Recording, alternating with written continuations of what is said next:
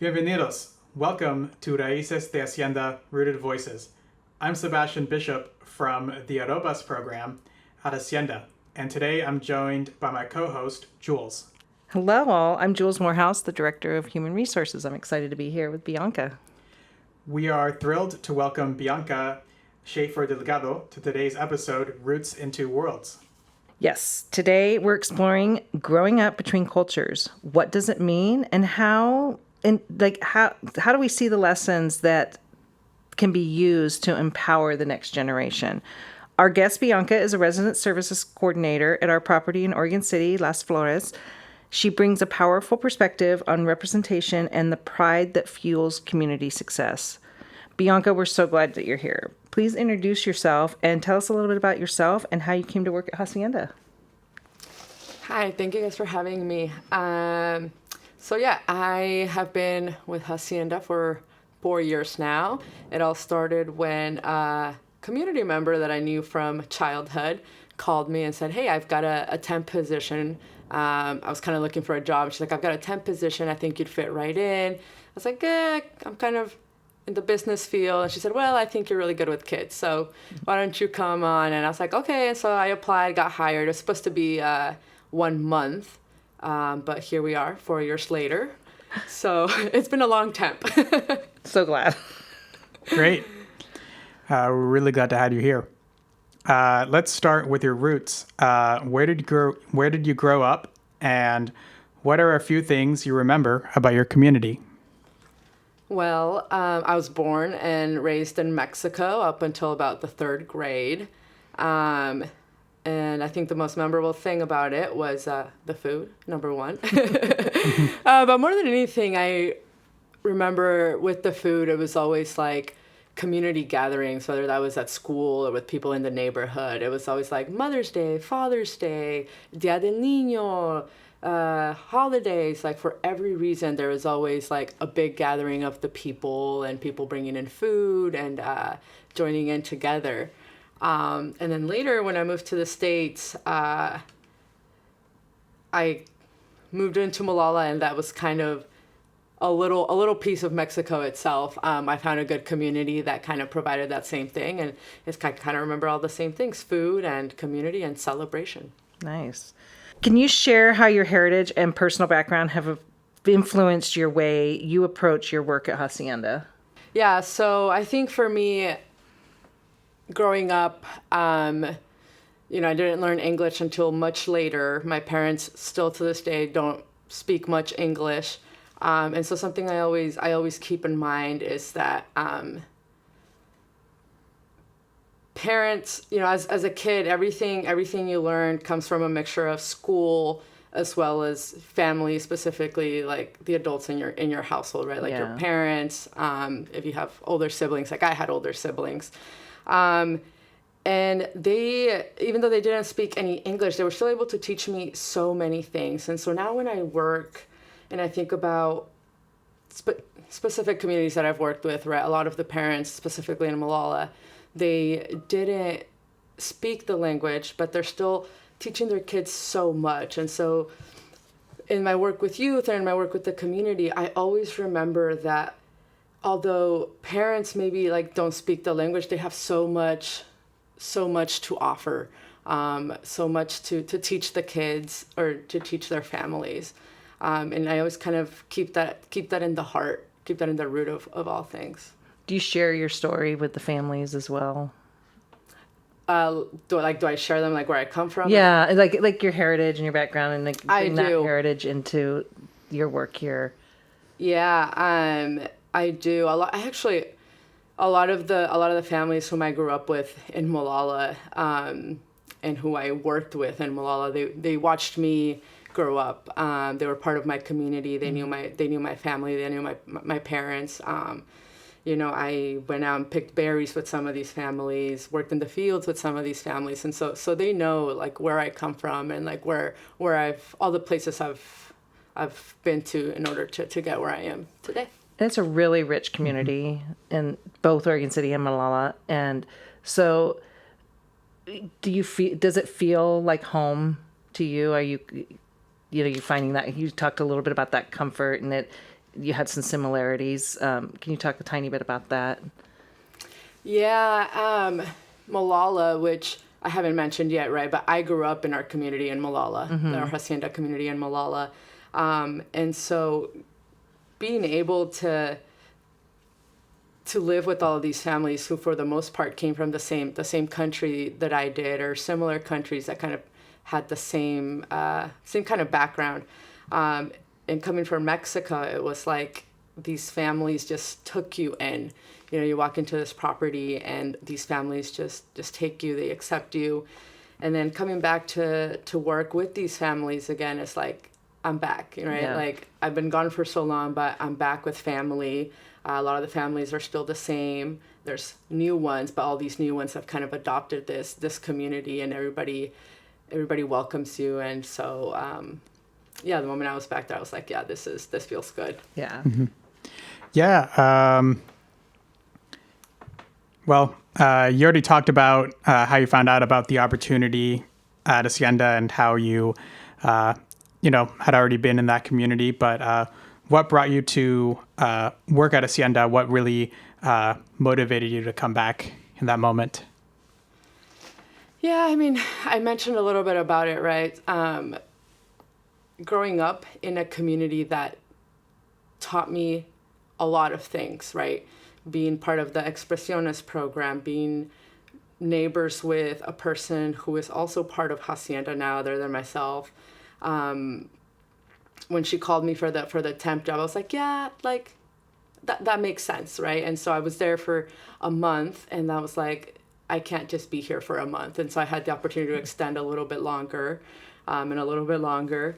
And truly for me, it's like, I remember being little, and the person that taught the Expresiones program, Norma Marina, I actually remember her perfectly.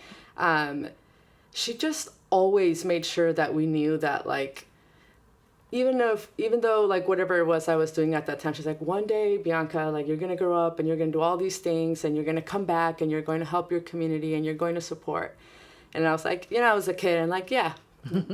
That sounds great. But then when I got that call, I was like, it was just kind of like it was meant to be. And then seeing some of those kids when I went back and first started working there, some of those kids, I had moved out from our community there when these kids were like either newborns, 1-year-old, still not in the planning. And so when I came back, all those parents were kind of like, oh, like, you came from here, like you're one of us, and now you're back not only to support us and help our kids, but like I think to them it was like they saw hope.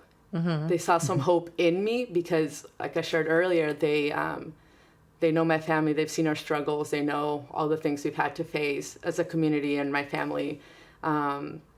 And so when they saw me, I think it brought them a sense of hope that, like, okay, our kids are going to go places. Mm-hmm. Mm-hmm.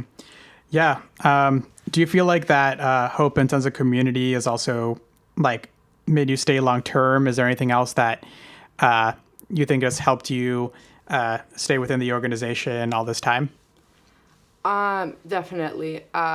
Something that I've always really appreciated about Hacienda, as a youth and now as part of the organization, is the way that we empower one another as employees while still being so proud of who we are and where we come from. And I think that really shows with the work that we do in the communities, like at Las Flores, at Plaza Los Robles. It is always so important. All the things that we're teaching, not just the kids, but the families, all the different workshops we bring, there is always respect for that. First of all, like the language, Spanish speaking. Yeah. We're always making sure that there's English and Spanish, right? We're always making sure that the culture is respected.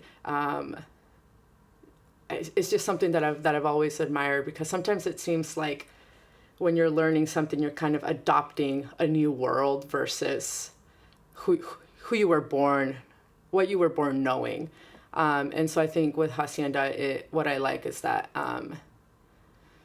we take pride in where everybody comes from and who everybody is. Definitely. Can you tell us a little bit about the two communities you've worked in, both Oregon City and Molalla? I know you mentioned that you grew up in Molalla. What do you think are some like similarities and differences between the two different work sites? Well, Molalla is a much smaller community than Las Flores. Molalla is 24 units versus 171 at Las Flores. Molalla is a agriculture-based community, and so for the most part, I think 23 of the families that live there are all from the same, like either Central America or Mexico, or versus Las Flores, where you have a lot of different people of a lot of different backgrounds. I've had to translate for about 5 different languages now. Wow. I only speak Spanish and English. And so just the difference in where families come from is just, I think that's like the biggest thing I've seen so far. But what I like about Las Flores is that because it's so different, there's so many different people, it allows not just me, but like other coworkers to basically to like think outside the box, because you have to engage with a lot more different people, and try to build a sense of community with a lot of different people. But one thing that I really, really enjoy about Las Flores is that you can tell that people want to belong. Like, people are aware that everybody's so different here, but at the same time, they realize that they have a lot of similarities. They just don't know it yet. And so slowly over my time at Las Flores, I have seen families participate more. I have seen families asking for more, and families starting to talk to one another and gathering when we have events. And it's been great. And it's a newer property. So when was it built? Las Flores, 2 years ago now, 2023. Okay, yeah. Nice. What drew you specifically to resident services, and how does this position connect to your own passions or life experiences? Resident services, working, I did expresiones for 3 years, and in working with the youth, I always had our resident services coordinator, Santa, who was always there to support, and I watched her work, and I saw her passion, and how so many families came to her and asking for help, looking for support, and she was always making such a big difference in the community. And in working with the kids, I realized, and something that I relate to myself is,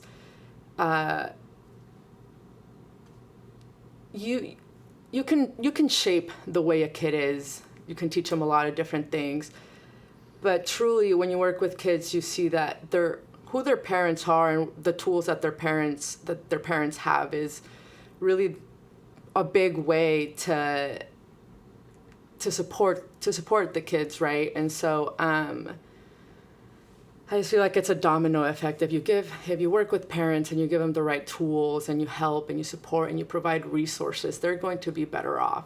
And if their parents, their families are better off, then that's going to trickle down, and the kids are going to be better off. And so if you're empowering their parents, and the kids will also be empowered by not just you, but their own families. And so that's why when an opportunity for resident services came up, I didn't think too much about it. I did, because Molalla is so close to my heart. But I knew that I wanted to help in a bigger spectrum, right? Not just the youth, but when you work in resident services, you're able to help the family as a whole in many different areas. And so that's what I wanted to do. I wanted to make sure that parents and families are supported, and that they know that they can have somebody to talk to and ask questions and get as much support as one can give them. Yeah. Looking back, what's your favorite memory or proudest moment so far? Ooh, I have a lot of those. You always, I always am just so proud of all the different wins of the residents. But I think a personal one is a little bit of a sad one too. It was when I left Molalla, I kind of gathered all the families to let them know about my transition. And a couple of days later, I got gifts and letters and drawings from all of the kids. And it was just so heartwarming to see, like, the little ones, they did their drawings, they wrote kind things, hearts all over their drawings. But then you got to, like, the middle school and high school age kids who wrote out, like, thought out letters thanking me for very specific things that we worked on with each one of them. And that really meant a lot because middle schoolers and high schoolers don't tend to, like, express themselves as much or or show as much gratitude. And so seeing them write those letters for me was like, I just felt so proud, like I did good work here. And then some parents also wrote me letters, and it just gave me that motivation to know that, like, I'm in the right field. I'm doing what I like, and I'm making a difference, which is what I've always wanted, right? Yeah. So true. So when you think about the young people growing up between cultures, how do you think that experience shapes the way they see the world? Growing up between cultures, and speaking a little bit about myself, there's a saying in Spanish that says, ni de aquí ni de allá, right? Mm-hmm. Not from here, nor from there. And I think sometimes it is difficult because you have two worlds. You're born into this world where, for the most part, you're speaking another language. You're seeing other things that not everybody gets, right? And then you grow up, you enter school, and you start learning about all these things. You start meeting different classmates, and their worlds are different than your own. And so very often it is hard to fit in to one world or the other. But at the same time, and specifically for myself, it gives you, like, a greater sense of understanding. It gives you more of an open mind. You're able to see things from different perspectives, right? And I see that with the families that I work with. I see that with the kids that I worked with in the past, and some that I see now. You're just, I'd like to say, a little bit more understanding of the world, but also much more powerful, because you don't just have one world, right? You have two, and you get to pick the best pieces of each world, and you get to put that together, and you get to be this wonderful, powerful human being. So if we think about the word belonging, well, what does that mean to you? But then also, why do you think that's so powerful in our communities?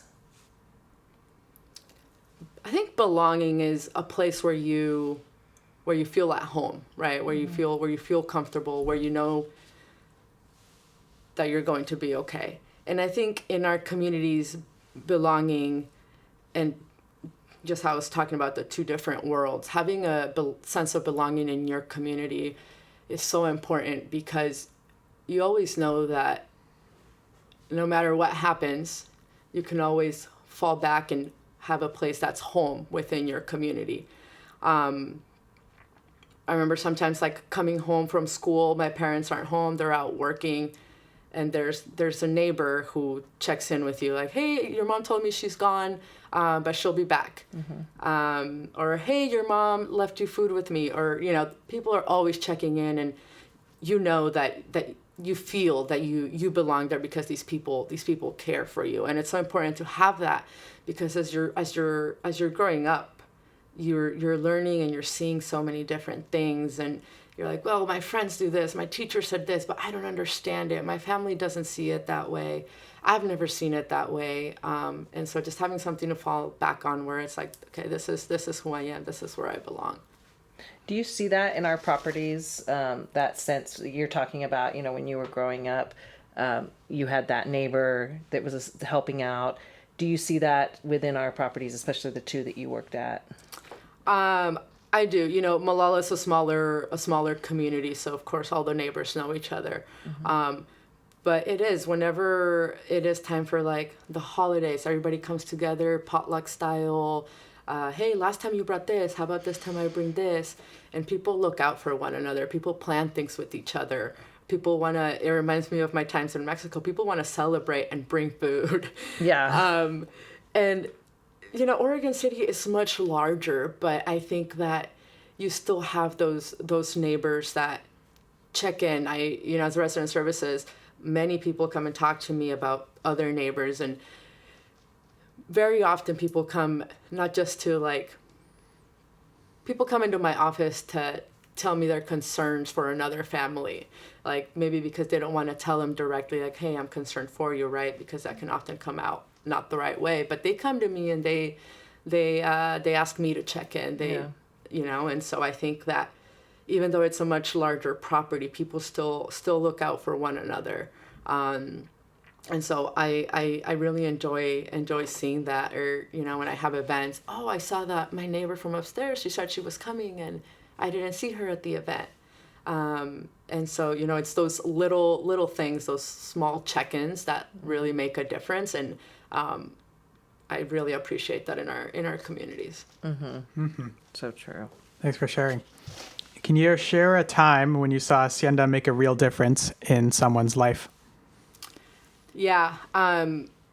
For me, the biggest difference that I have seen is with Santa. I often talk about her, but Santa was just a person in my community, a neighbor, a person who a lot like other parents. She had a career in another country, but you move here and you're no longer working in that career, and so she's a stay-at-home mom, hard worker, and then one day she kind of like me, somebody gives her a call and says, hey, Santa, there's this position open. I think you're going to be a great fit for it.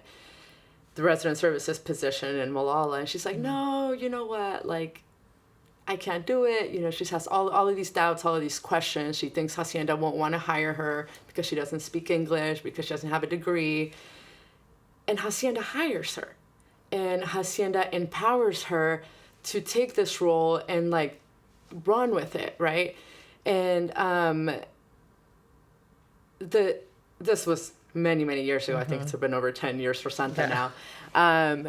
But the way that I've always stayed in contact with her, and all the stories that she shares of how she has been supported by Hacienda, that has really stuck with me because I see it in her everyday life. And she's still with Hacienda today, and she's doing work, and she's helping others, and she's empowering others the way that she was once empowered by Hacienda.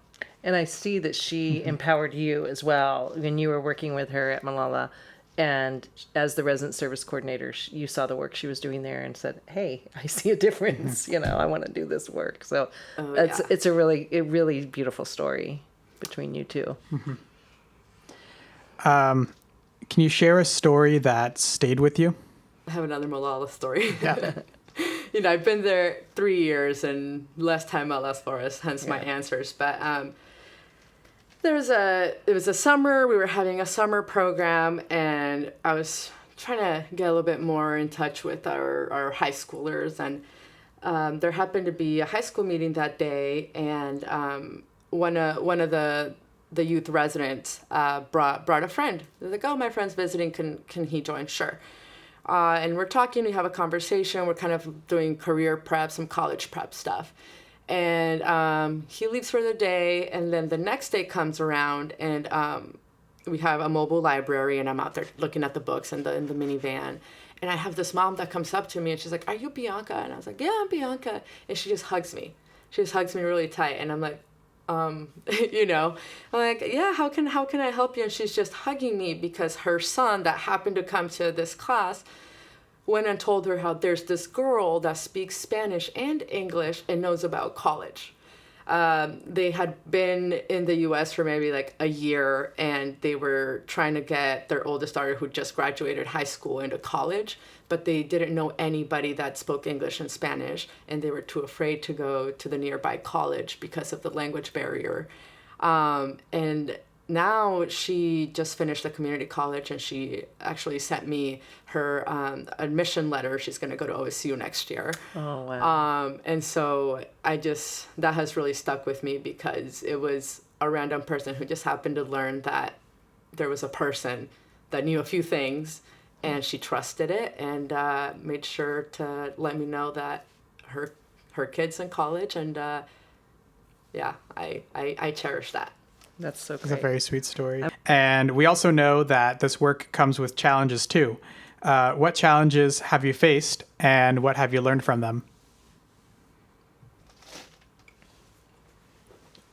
I think in this kind of work, the biggest challenge that I have faced both in the Molalla property and the Oregon City property is the outsiders to the community who don't support or don't believe in our communities. People who have negative things to say about our affordable housing, people who don't live in them, so they don't know what it really is like. And I just think that a big way that I wouldn't say like overcome the challenge, but a way that we fight the challenge is, by hosting events, hosting these workshops, having people participate. Because truly what matters is the people inside the community that are benefiting. So fighting this challenge is by hosting these different events and workshops and residents participating. And sometimes when we are able, inviting the outsiders, right? Outsiders, quote unquote, because truly if you live in a town, if you live in a city, like, you should all kind of be a community. But inviting people from outside to participate, to kind of take a look at what's happening on the inside, has helped. I've seen it more specifically in Molalla. There used to be a big split in our community there between the people that lived in our property and the people that didn't. And now, once a summer, there's a big party where people from the city, from different organizations, are all invited to this big party, right? They're welcome to this party. And very slowly, the way people talk about our property has changed, because it's no longer just that community. It's like, oh, those apartments that are part of this community, of our community. And so hopefully, slowly but surely, that will be something that happens with Las Flores. Because right now that's an active challenge for us. But I think with time, we will be able to integrate more of the outsiders and bring them into our large community. Yeah, for sure. Thanks for sharing. So when you look into the future and you're looking ahead, what are your more hopes for the future, like for yourself, for Hacienda, and especially those communities? I'll start with Hacienda. My hope for Hacienda in the future is that we are reaching those places that need an organization like Hacienda, right? We're in different places right now, but I really hope that we start touching more rural places, other places that could really benefit from the services and the people that work for Hacienda. As far as communities and myself, I really want to make sure that as more properties open, as Hacienda grows, there is a lot more Biancas that are born from it, right? That I am I don't know, seen as somebody who motivates another kid to grow up and come back and help the community, so that these kids, these families in the future can be leading the communities because they know how it works, working in Hacienda because they want to give back, stepping into leadership roles, shaping the way Hacienda moves to the future. Because I think truly in order to make an organization like this work, it takes people who know and who have lived it. In order to really target the needs of our communities. Yeah, true. Yeah. Go ahead. Oh, just said that that's a good goal. But I was going to move on to the next question, but you can go ahead if you have something. I did, but it's gone now. So it's Oh, not no. Oh, I know what it was. Okay.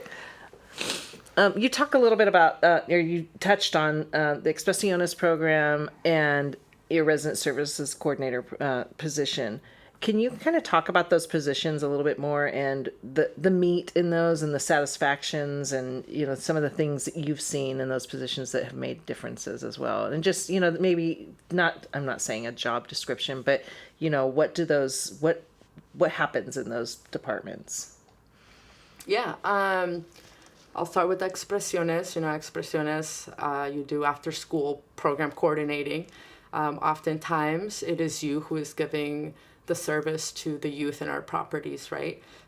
Supporting with that homework. But also it is our job, your job, to partner with other organizations that can bring all of those different tools to give to the youth and their families.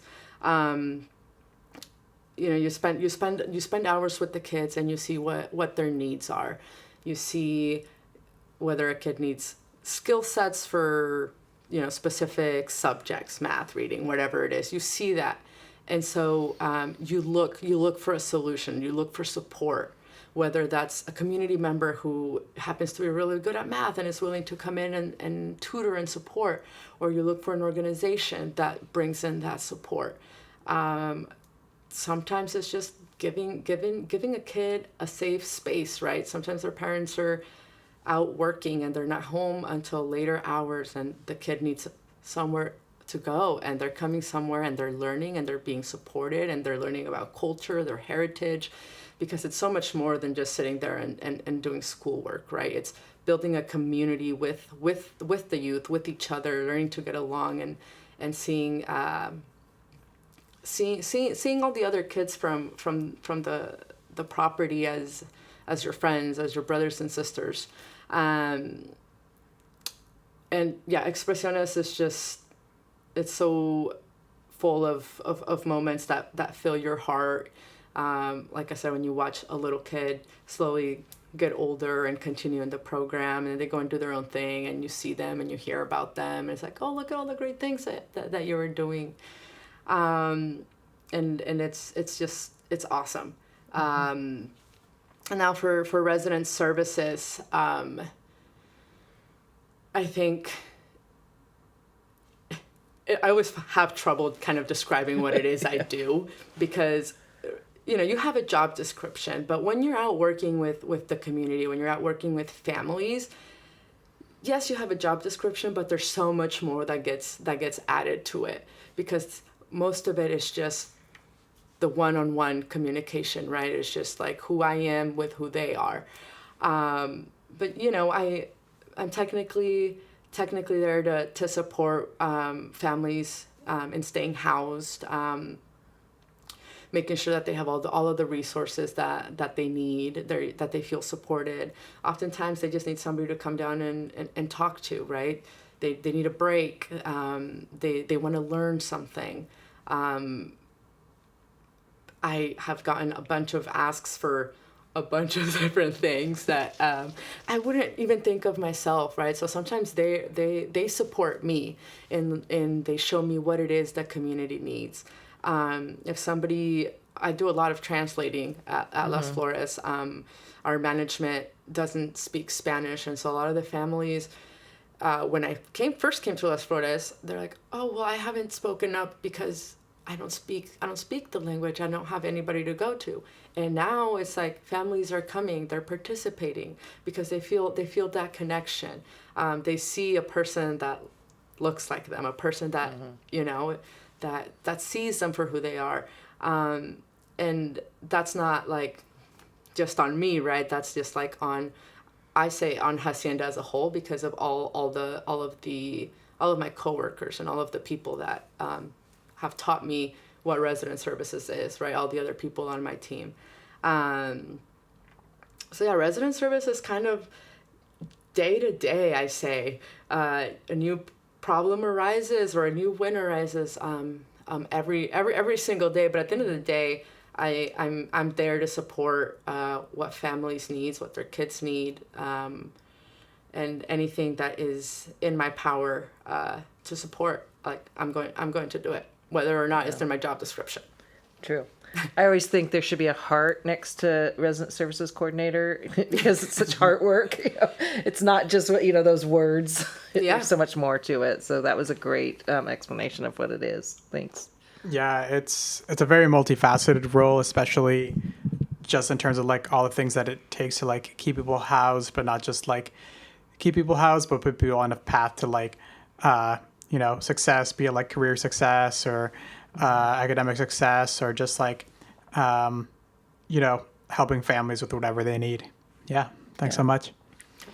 If you could leave our listeners with one message, what would it be?